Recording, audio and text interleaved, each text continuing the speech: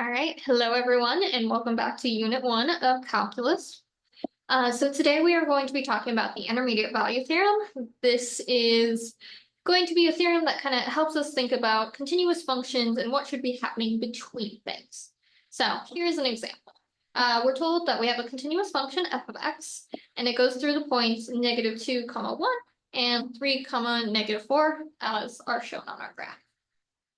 So what I want to ask is two questions. First, is it possible that we always have f of x never being 4? And then second question, what about, can we always have it that f of x isn't 0? And so these are just kind of very vague, very general questions, but it turns out we can answer them.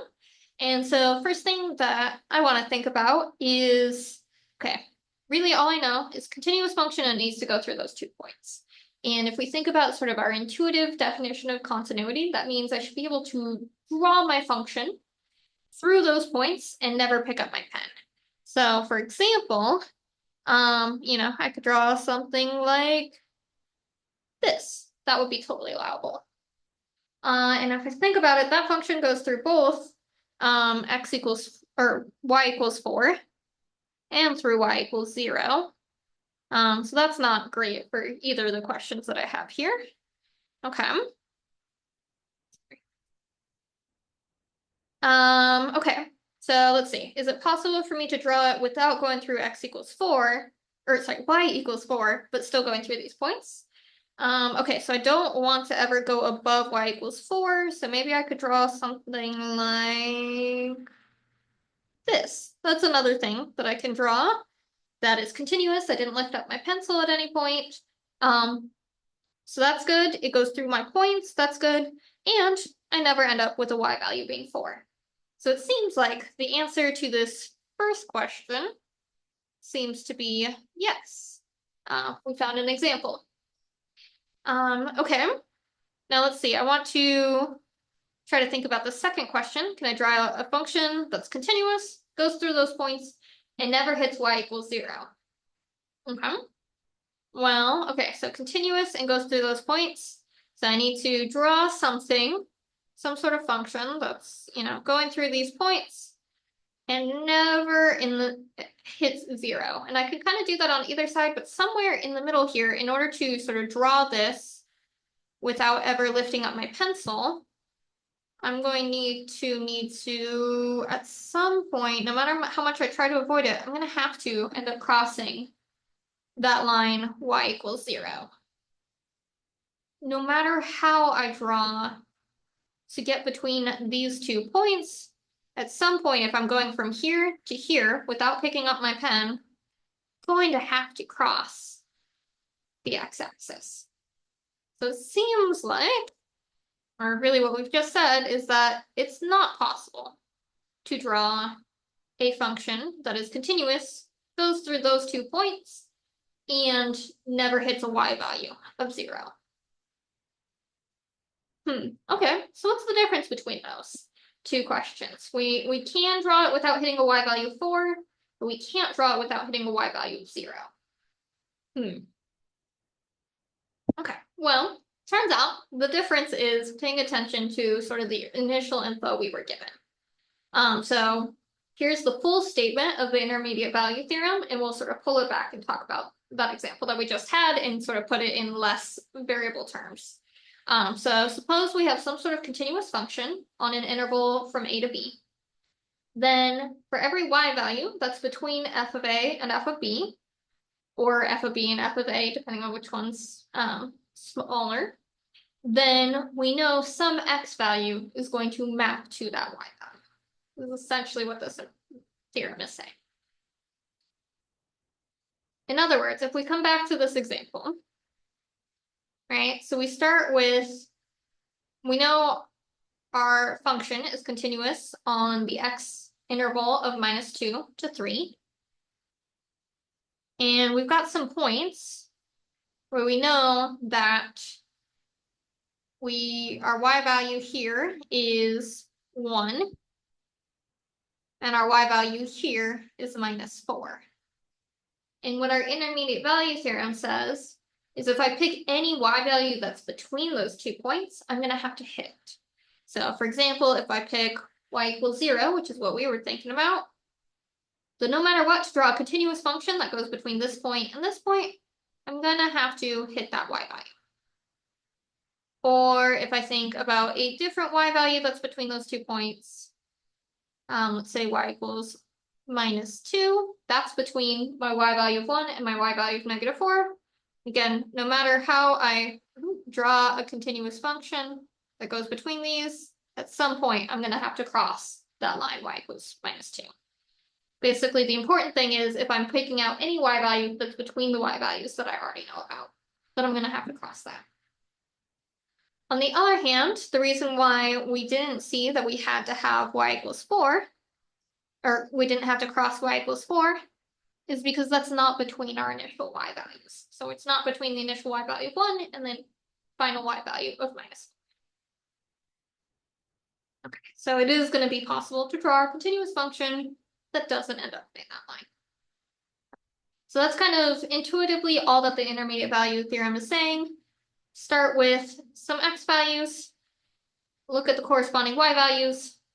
If you knew you were continuous on that whole x value region, then you're going to hit all of the y values between your initial y values. Okay, so for example, now we've got a function where our function is continuous on the interval from 0 to 2.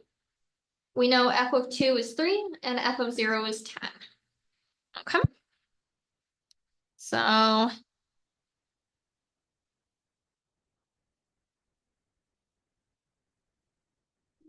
3, 4, 5, 6, 7, 8, 9, 10. Okay, f of 0 is 10. F of 2 is 3. All right, we know we're continuous between here. So our first question is, does there have to be an x value such that f of x equals 5?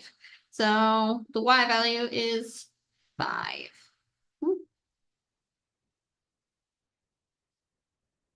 And if we look at that question, yes, it's going to be true by the intermediate value theorem, because we're looking at a y value between 2 y values that we already know about. So we knew that we hit a y value of 10 and a y value of 3. Since 5 is between 10 and 3, we know we're going to have a point there. So first question is, the answer is yes, by the intermediate value theorem. So in particular, there will be some x value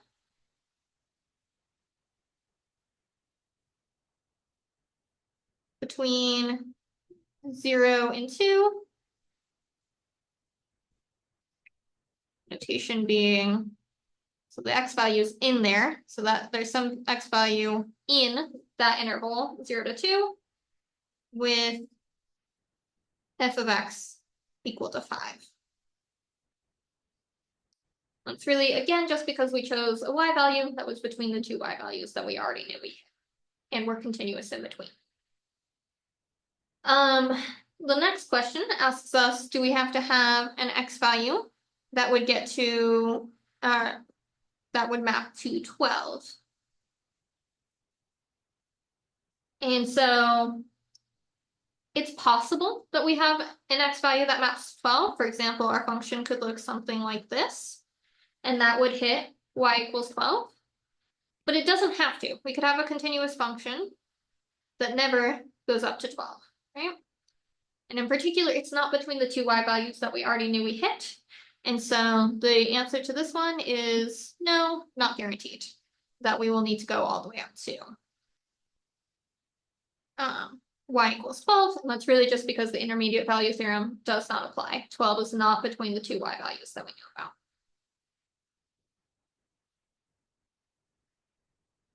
Next question. This one seems a little bit more funky, but we'll see it's really just the same thing. So f of x equals x plus sine x. And we want to show that there's at least 1 0 in the interval minus pi over 2 to pi. So, okay, what does it mean for a function to have a 0? That means we're looking for the y value to be 0. So we're looking for some sort of x value such that f of x equals 0. Okay. given just sort of context clues, seems like we probably want to do intermediate value theorem on this interval. So let's go ahead and look at that. So that first requires me to know the y values at each of my endpoints. So I should look at f of negative pi over 2 and f of pi. F of negative pi over 2, well, that's negative pi over 2 plus sine of negative pi over 2. Listen, this is great trig practice. So sine of minus pi over 2. Minus pi over 2 says that I need to go down by pi over 2 radians. So I'm going down to the y-axis. And then sine is the y value.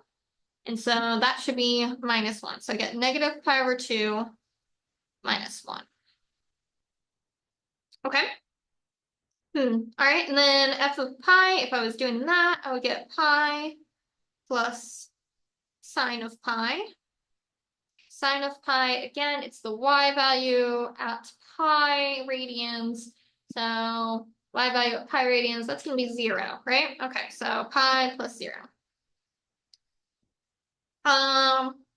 Obviously, I don't quite know these numbers. We know some amount of pi is about 3.14, yada, yada, right?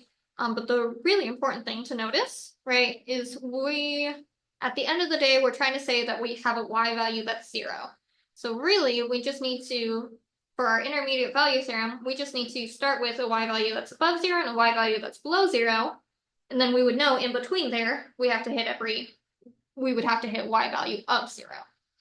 Right? So the important thing to notice is that that's greater than 0. F of pi is greater than 0. And f of negative pi over 2 is going to be less than 0. So by the intermediate value theorem, since we have a y value less than 0 and a y value that's greater than 0, so 0 is a y value between the two y values that I know about, there is going to have to be at least one x value between minus pi over 2 and pi such that it hits that y value. So f of x equals 0. And so we found that there is at least one 0 on that end. It's also worth noting something I didn't say out loud, but remember that we do know that x plus sine of x is continuous, and we needed that in order to be able to apply the intermediate value theorem. This is continuous because it's the sum of two different continuous functions.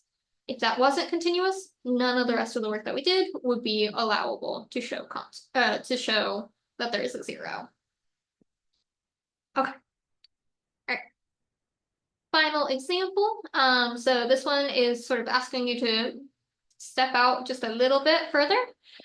So from what we've been doing so far, so we're told that we have a continuous function and it's going to go through all of these points that are shown. So now what I want you to do is I want you to try to think of as many intervals as possible where you would be guaranteed that there is some sort of x value that maps to 1.